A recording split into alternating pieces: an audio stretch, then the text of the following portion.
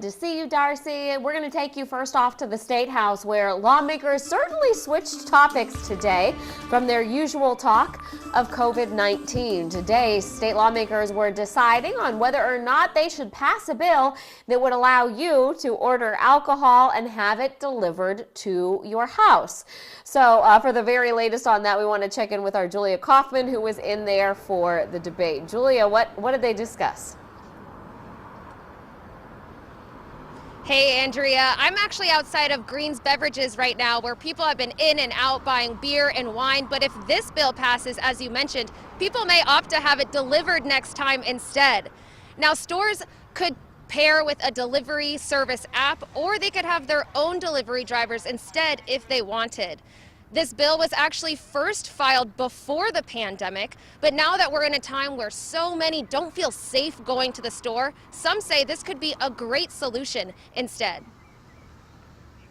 Then it became really more of a health issue because we didn't want people to feel like they had to go to a grocery store or to a store to purchase their beer and wine while they didn't have to do that for their groceries. So it really became more essential during the COVID crisis. The delivery bill has some real problems with safeguards.